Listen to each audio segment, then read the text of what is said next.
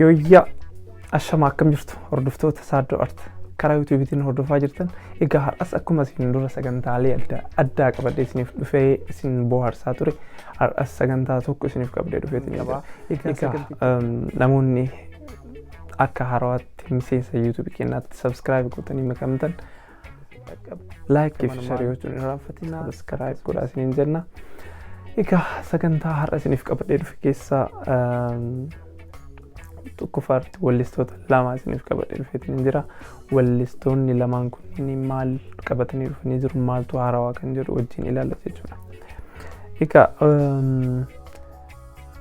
sagantaa kana irratti reakshinii muuziqaa lama irratti goona.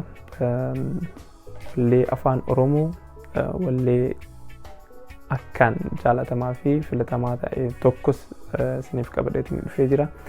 Wallisaan kun yeroo dheeraadhaaf badeetiin ture. Wallisaan badee kun eenyunni wallisaan gama akka Saaddoo Artiitis gulaalamee osoo sirbitti hafee kan jedhamus hin dhabamu.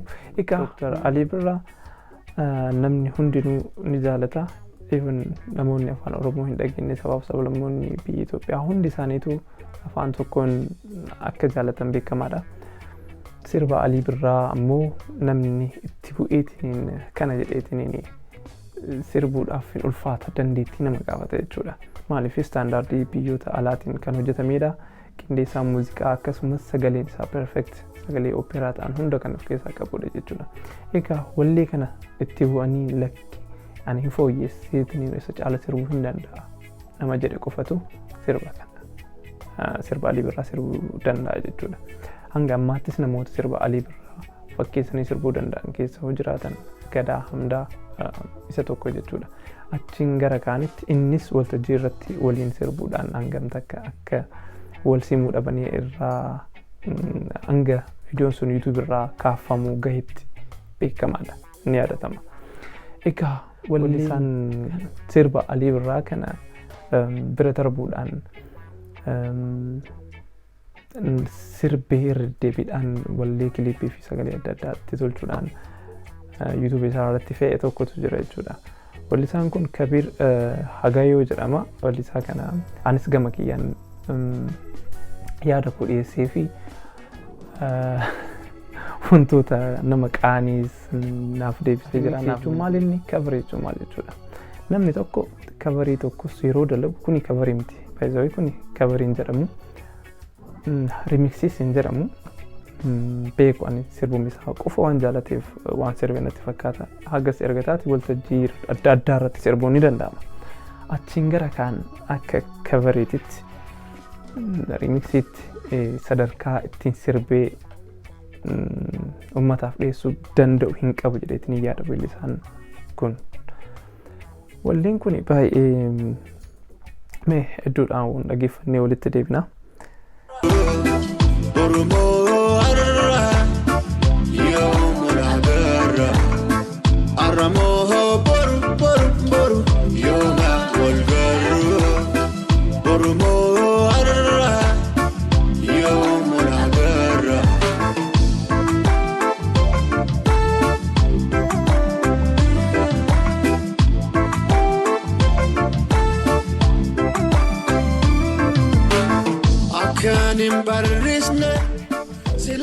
akka wallisaa tokkotti akka nama artii tokko dalaguutti namni artiin dalagu tokko yaada fudhata. Yaada namni kenneessan fudhateetiniin hojii itti aanu fooyyesseetiniin hojii mataa isaa qabateetiniin ummataaf dhufa jechuudha. Gamasiin guddinni keetis sadarkaan keetis dabalaa deema, jaalallee namni siif qabus dabalaa deema jechuudha. Ati garuu anaan teegistii ati garuu ani nama jechuun nama dhuunfaati. Ati sirba kee public irratti gadhiiftee koomentii YouTube irratti siif godhee ati ammoo irra deebiidhaan bilbiluudhaan humna qabdallee na fakkaate I think akkasii arguutti osoo sirbuurra osoo sibiila kaaftee more timo'atta jedheetiin yaada. Garuu wallisaan tokko kanaan ala afaaniin qofa sirbeef gatii hin qabaatu jechuudha. ati anaan biyya kee naaf biyyi jirtu naaf himi adreesii naaf ergiti dhufeetiniin faayitii waliin goona naan jette. Oh my god akkam tasgabbaa'ime. Ani adreesii si erguun naaf salphaadha. Ana waliin dhuftee faayitii godhuuf ammoo ani waliin nama ogituu miti. Humnaanis hundaanis nara jirte dheedhanii yaada. Ati nama artiitiin nama artiidhaan nama amansiisuu danda'u nama yaadaan nama amansiisu ta'uu danda'u qabda. Malee bakka kanatti nama dhuunfaa tokkoon waliin gadi buuteetiin biyya ati jirtu dhufeetiin faayitii waliin goona jechuun kee humnaani malee sammuu yaaduu dhabuu kee agarsiisa jechuudha. Kana akka gorsaatiin siifannaatiin jira. Baay'inaan sirboota Alii Birraa sirbuudhaan sunis views hin qabu subscribe siif hin arganne. Maybe namoonni akka keetii si dhageeffachuu malu. Ati hin gara kan sirboota Alii Birraatti hin bu'insiin jira adaraa artiitiin si qabee. Lammaffaa irratti ammoo akka yaada kiyyaatti wallee kee hunda isaa dhaggeeffadheetiin hin jira laaleetiin hin jira. Akka nama tokkotti akka nama wallee artii Oromoo hordofu tokkotti kana dhibee kana hunda caala maali beektaa? Biyya ati jiraattu Ameerikaa sana namoonni itti dhiyaatu hin jiru wallee kanneen gulaalsistee dhageessistee akkamii yoo gadhiise walleen kun akkamii maal jettanii jaalattee maal jettee hiriyoota keetiitti namoota hawaasa naannoo kee jiranitti osoo agarsiifatte baay'ee gaariidha. Uummatatti gadhiisuun duratti maaliifi walleen ati sirbite wallee Dr. Alii Birraati. Dr. Alii Birraa jechuun dammoo qaroo fi ija Oromooti. Namni kamiyyuu sirba isaatti bu'eetiin namni ittiin milkaa'ee hin jiru. Kanuma kana caala waan siin jedhu hin qabu. Akka nama eegaa hordoftoota keenya guyyaan har'aa kun akka dhufuuf si'aa'ina guddaadhaan eegaatiin hin ture. Maaliifi artistiin beekamaan jaalatamaan hiphooppii kan ta'e akkasumas dandeettii cimaa kan qabu garuu hawaasa keenya biratti beekamtii guddaa kan hin qabne yeroo dheeraadhaaf I think waggaa 8-9 ol hojii artii kanarraa fagaateetiin hin ture. Artiist Pako-M-Shakisa wallee akka miidhagaa ta'ee fi dandeettii cimaa kan qabu nuuf qabatee dhufeetiin hin jira jechuudha. Guyyaan kun akka dhufuuf si'aa'ina guddaadhaan eegaatiin hin ture. Maaliif yoo jettan artiistiin kun dandeettii cimaa hiphooppii raap gochuudhaan nama dandeettii guddaa qabudha. Dhugaa isiniin jedha artiistiin kun akka ani barbaadutti wallee kana hojjetee qabateetiin dhufeetiin hin jira. Maali wanti inni akka ani barbaadu kan jedhu wajjin laallaa hojii isaa haaraa inni qabatee dhufee wajjin laallaa naaf dhiisaa isiniin jedha mee eenyuun dhiisnaaf?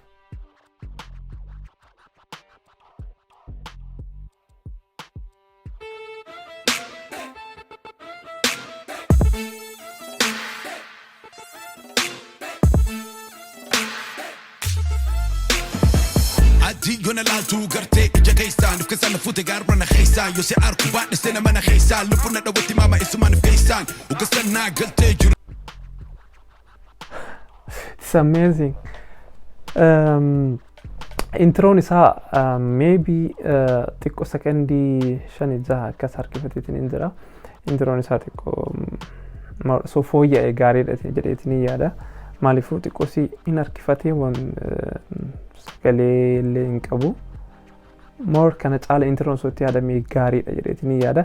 Mee laalaa hedduudha laalaatiin yaada qabu. Jirutu si keesaan si ali jiraadhu shagee har keesaan kombala naadha bisi gama dhageessaan si malata bira eenyuun odeessaan si ala jiraachuu na godhe kiyyeessaan bakka ati jirreessa eenyu ma'eessaan silaa si harkadhee waa usee callisa huggas tafaa ka'een si waliin qallisa hammaa harka seentuu isa harkaa ciisaa shagee Oromoo keessaan ati na dhageessaan dalli fina kottu maama si ala qilleensaan. Ati mutu khani mutu hamma khemi awu dumbushee kamee mutu way akka urgaawu. Ajaa'ib. Egaa artiin Oromoo sadarkaa kanarra ga'ee jira. Paakoon naaf haarawaa miti. Maaliif hojii kana caalas hojjechuu akka danda'u abdiin qaba. Maaliif hojii isaa asiin dura waggoota 8 darban irratti gadhiisaatiin ture Pako-M-Shakisoo fa'aa deemtanii yoo ilaaltan eenyu akka ta'e hubachuu dandeettan jechuudha. Mee gara Dhiisaa shaggee Oromoo keessaa natti dhagaysaan dallafii na kottu maamasee ala qilleensaan.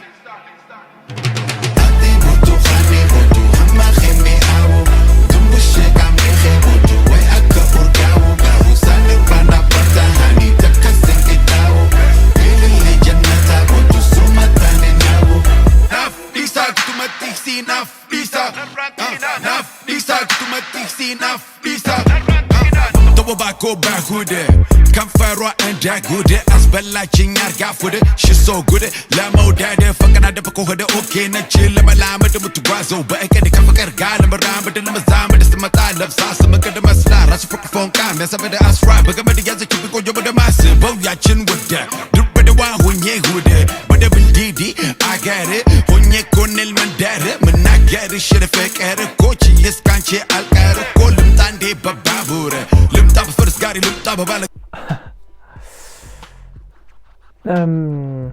Amaariffaan dhufe hedduu irratti fiicharingiin isaa Amaariffaanii fiicharingii isaas ufumaa seene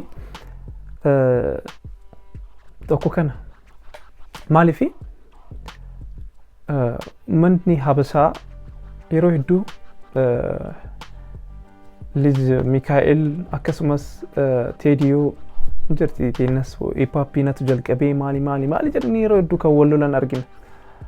Bakkoon garuu waggoota dheeraadhaaf sirbaatiin hin ture uummata kanneen lamaan iddoo ani hin beeknetti jechuudha. Namni kun osoo artistoota jaraa ta'e hangam takka akka faarfamuu fi walleen isaa kun hangam takka akka gatii qabu isaantu beeka ture. Maaliif maybe jara baratti iyyuu afaan Oromooti yeroo sirban namoonni afaan Oromoo hin beekne dandeettii isaatii mul'achuu dhabuu mala.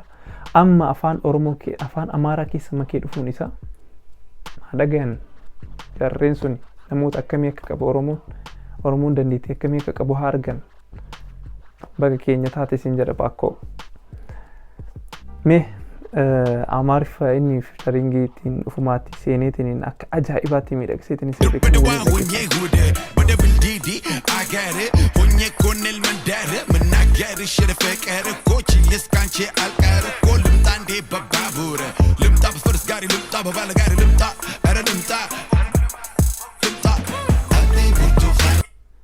በገመድ ያዘችን ቆንጆዋ በደሟ ስር በገመድ ያዘችን ቆንጆዋ በደሟ ስር ዎ እንቤ ቆን ከንተከትችት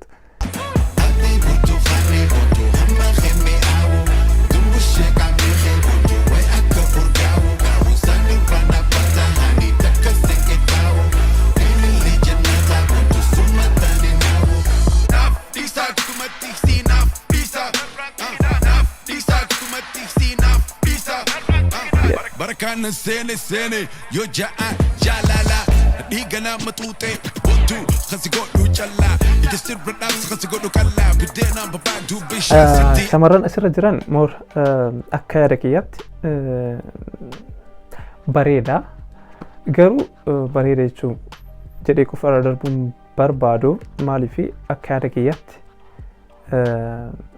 meekaappii osoo moor kana caala fayyadamanii professional walli kan takka waan itti hafan jiru maaliifi walleen kun immoo percentiin hedduu jechaadha gara dhibbaatti kan qalaa jechuudha. Standardii biyyoota alaatiin hojjetame lokeeshinii isaa akkaataan itti waraabame ifaadhaan itti fayyadame laayitiidhaan hundi isaatiyyuu baay'ee perfectidha. Garuu akka kiyyaatti moor shamarran shaadoo wantoota kanneen meekaappii osoo fayyadamanii jiraatanii jechuudha. Ammas fayyadamanii jiran garuu moor hojii artiitiif yeroo ta'u moor professionaalii fi wantoota adda addaa fayyadamuu qaban ture jechuudha. Maaliif kilippis baay'ee bareechisa. Yeroo hin baratamne yeroo hedduu artistoota keenya biratti wantoonni akkana. Kanaafuu kun yaada kooti. Mee wantoota afaan kan biraas hojii ilaalla. Kisi da logo milite enafa ama ibra fatu jibrenya khilafa da mumara base willing up to afa ho basi du bise sigo de marata mtakhe tumbaitu esana ma ota ribalen kabdu lapateti pulta dalaga arkate oso ya tu tuta ya bo sitin rufinga wonne akasala ala rifeensaa si kooree kan si kaa'uu lafa yoo harka kadhatee fudhisiif dabalaa. Ati buntu haanii buntu hamma himee aawu dumbu sheekaa meeshee buntu wayi akka urgaawu gaawu saani rana bata haanii takka singe taawu ililli jannata buntu summa taane naawu. Naaf Dhiisaa kutumatti si naaf Dhiisaa naaf Dhiisaa kutumatti si naaf Dhiisaa. Ati buntu haanii buntu hamma himee aawu dumbu sheekaa meeshee buntu wayi akka urgaawu gaawu saani rana bata haanii takka singe taawu ililli jannata buntu summa taane naawu.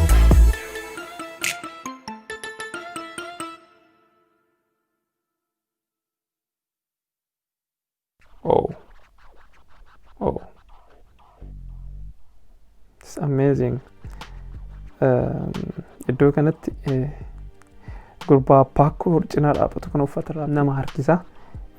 Lokeeshinii isaa guutuun isaa namoonni iddoo kana dhaabbatan like movie filmii fakkaata. Paakoo hojiin kee dhibbatti naa ta'eetiin jira. Hojii kana caala hojjechuu akka dandeettu abdiin qaba.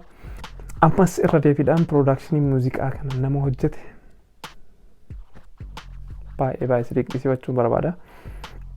Maaliif ifaadhaan ati fayyadamtee akkasumas baakgiraawundiidhaan aarree ati ifa wajjin konneekt gooteetiin fayyadamte professional.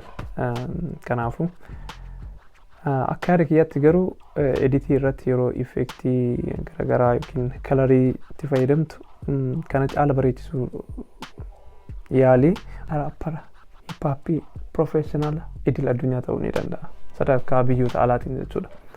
Rakkinni keenya maal inni afaan Oromoo waan ta'e qofa akka idil addunyaatti walleen keenya dhaga'amuu hin danda'u. Garuu hojiin akkana yoo cimee kan itti fufu taate dirqama afaan tiin sirbamu suni afaan Ingiliffaa ta'uun dirqamaa miti. Maaliif afaan Ispaanii afaan Laatinoo baay'inaan afaan osoo hin beekin addunyaan yeroo kanatti waliin sirbu jirti jechuudha. Garuu yoo akkanatti sadarkaa idil addunyaa eeggateetiin kwaalitii fi biitiin isaa kilippiin isaa wantoota nama hawwatan akkanatti agarsiiseetiin yoo ka'annaa jedhan taate wanti walleen keenya sadarkaa idil addunyaatti hin dhagahamneef takka hin jiru jechuudha.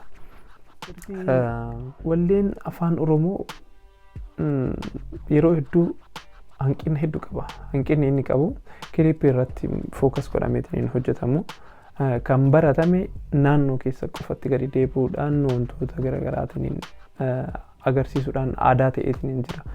Oorruu keessa deemuudhaan bosona keessa deemuudhaan akkana koboota maalii dhoqqee horii olii gallaaqaniitiin kilippii hojjetanii agarsiisu. Kuni hafuu qabaa dhibbaan dhibbatti osoo hin taane hir'ifamuu qabu. Sirboota ammayyaa irratti wantoota akkasii agarsiisuun sirboota keenya ol guddisuu hin danda'u. Maaliif namoonni biyyoota alaa jiran baay'inaan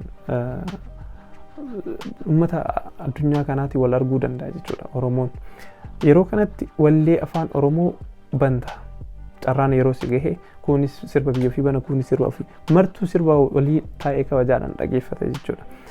Yeroo kanatti sirboonni afaan Oromoo nu qabnu sirba oolmaan beeknu san jechuudha.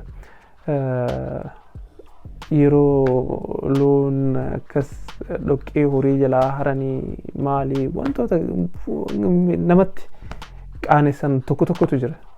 Jiruu keenyatti qaanfadhee osoo hin taane namni waan ofii gaarii agarsiisaa jechuudha. Yeroo kanatti waan gaarii agarsiisnu wallee akkanaa kan inni yoo hin qabaanne taate xiqqoo nuufis waan gaarii keenya yoo agarsiisne more success ta'uu dandeenya jechuudha. Mannis waa'ee keenya gaarii argeetiin akkasitti nu kabajuu danda'a jechuudha. Kanaaf irra caalatti wanti sirboonni ammayyaawaa hedduu nu barbaachisa. Sirboota aadaa yoo ta'an karaa hedduun karaa nama nuffisiisne karaa akka addunyaatti jaalatamaa ta'uun hojjechuun ni danda'ama. Kuni dhaamsa artistoota Oromoo fi keessattuu warroota viidiyoo production godhanii fi direct warroota godhan keessattuu wantoota kanarratti akka xiyyeeffatan jechuun barbaada.